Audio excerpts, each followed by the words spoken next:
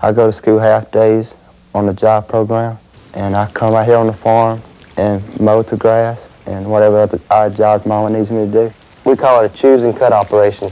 The people come out and they park and they just walk around and they choose a tree that they want and they cut it down and haul it out. We walk around with them. If they need help, we're there to help them. They just make a picnic and have a fun day out of it. The Lazy Acres Christmas Tree Farm in nearby Chunky, Mississippi, is another Virginia pine farm that offers the choose and cut service. At Lazy Acres, the whole family gets a ride in a motorized sleigh. The tree is chosen, cut, brought back, and baled for loading in the family car.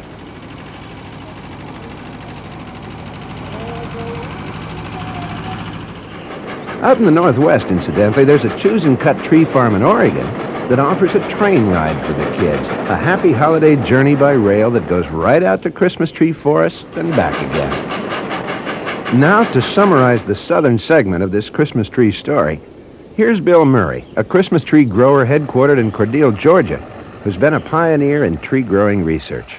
My Christmas tree operation started out as a research and development project here on this farm in 1950. We went through over 50 species of trees and many years of trial, and we came out with the Virginia pine, and red cedar is the only practical tree for this part of Georgia. We have ongoing research at all times. We're now working intensively on planting methods.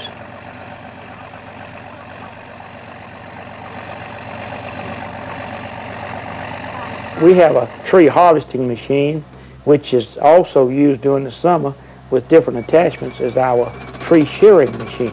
It will shake the tree to get all the needles out and any foreign material, and then it will sever it from the stump at a rate of 3,000 to 4,000 trees a day. And the state of California is also one of the fastest growing Christmas tree farming areas. It is also an area which illustrates well another of the benefits of Christmas tree growing, the use of marginal land. At Santa's Forest in Los Angeles, grower Alex de Ulloa. This present site was a dump of sorts, an abandoned dump where people would leave their old refrigerators, couches, and so forth. And I decided it was a good location because of the traffic and the exposure to the highway there. And so we started to clean it up, take everything away, plow the land, prepare it, and plant the trees. We have 7 acres here now, and the trees are all different sizes from 3 feet to 12 feet. And we average about 1,700 trees per acre. We use a Monterey pine. It's a very healthy tree, and it loves the Southern California climate. It loves the hot weather, and so that's the only one we plant. And that completes our clockwise journey around the regions of the United States. We've only had time to show you a quick sampling of how widespread the Christmas tree industry has become in this country, but there are still a few points we'd like to cover before our Christmas tree story comes to a close. First of all, remember the seed itself. None of this would be possible without the seed which starts it all. The seeds are selected from the cones of high-quality, mature trees. Joanne Butel in Sylva, North Carolina, takes the story from there. I first began by fumigating the soil, and then we make our beds. They're usually 4.5 feet wide by probably a couple 100 feet long. And we rake the beds, and then we sow our seed. I hand sow the seed, just take a handful and scatter it evenly as I can. And then we take a roller and roll over the seed to compact it in the ground. And then I cover it with peat moss and irrigate it. These particular plants here are the Fraser fir seedlings, which are 1 year old. Then we have the 2-year-old plants, which are called 2-0s, and then we have the 3-0 plants that are 3-0s.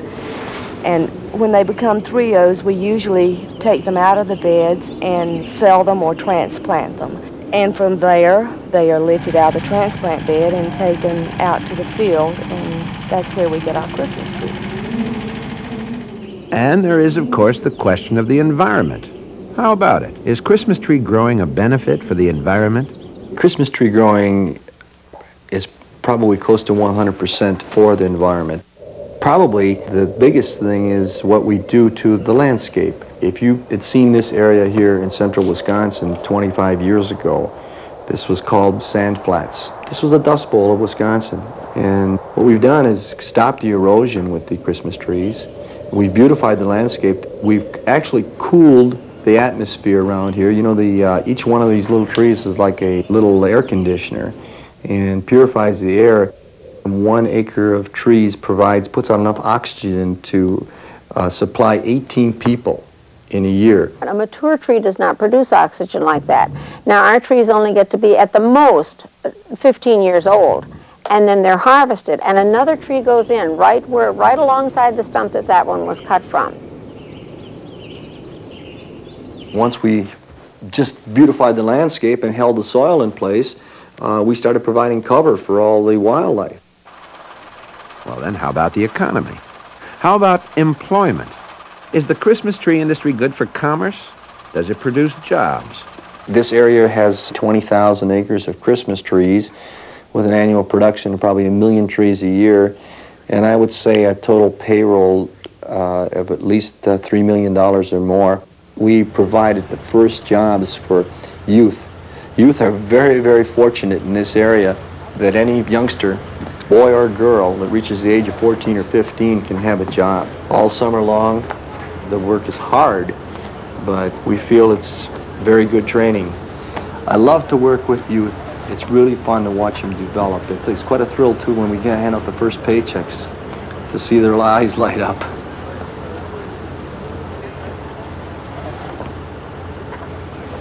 And out in the Pacific Northwest, Clifford Ritchie, owner of Spokane Helicopter Service, knows that Christmas tree growing has a beneficial effect on his adventurous business.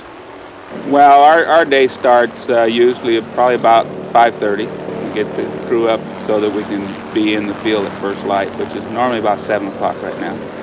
And we'll work from 7 until probably 4:30.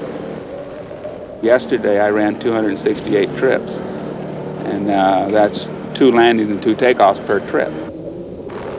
And you're tied to a bundle, and so you have to make sure you get rid of it when you plan on getting rid of it, plus the hooking it and picking it up. Over at Beaver Creek, we were flying about 1 mile across the trees with it, so your depth perception has to be to where the bale is, high enough above the trees that you don't drag it through them on the way, and so it's quite demanding flying. Probably 90% of the people get up and go to a job they don't even like every day, and I think if you can enjoy what you do, that's fun. I've been doing it for 24 years and over 11,000 hours, so haven't lost the romance with it yet.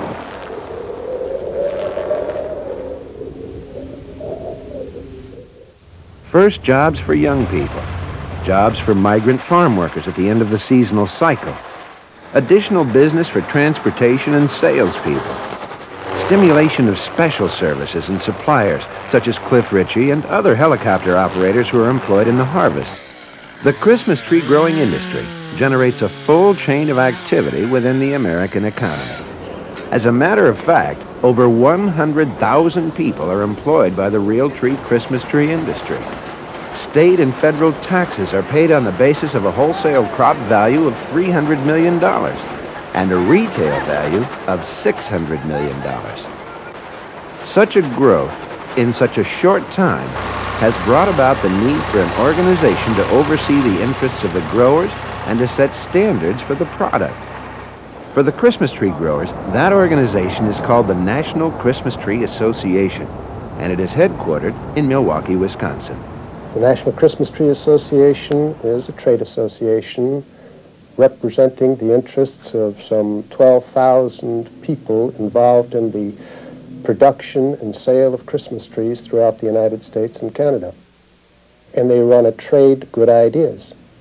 And that brings them together to exchange those good ideas to either improve the product, improve the sale of the product, or find a better way to do their thing. I try to be the arms and legs of our officers, our president particularly, our secretary, the chairman of all of our committees, our job is to be the mechanism by which their decisions are carried out.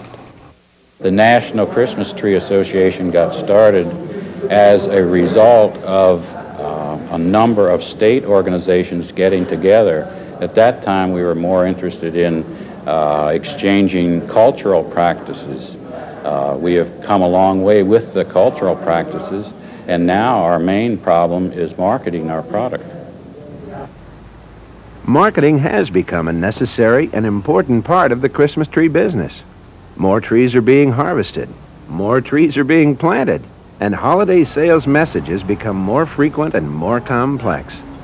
Getting the Christmas tree message to the American consumer is what marketing is all about, and it takes many forms. Okay, I'm Gary Bishop, and I'm a partner in Noble Mountain Tree Farm, which is a farm out of Oregon. Okay, right now we're down at the Los Angeles terminal. They call it the train tracks. And this is the area where they ship in all of the Christmas trees for the small lot operators. They bring them in by rail car. This place has been going on for over 40 years.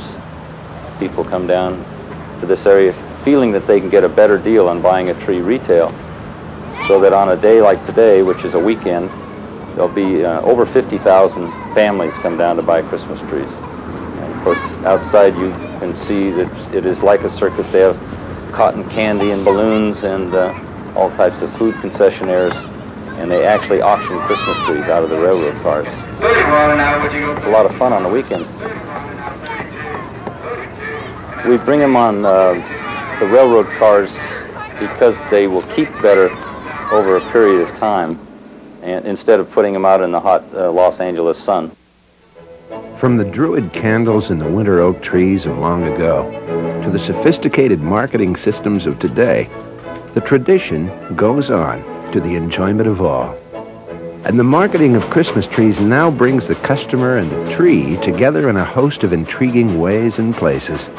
It helps to have a product that nearly everybody loves, and the people in the Christmas tree industry seem to reflect that enthusiasm. We work super hard when we're working, and you're working long hours, but I'm outside, which I love. It's so beautiful here. We have the green trees all around us, the balsam trees, and in the background, in the hills, we have the maples and the hardwoods, and in the fall of the year, it gets just beautiful.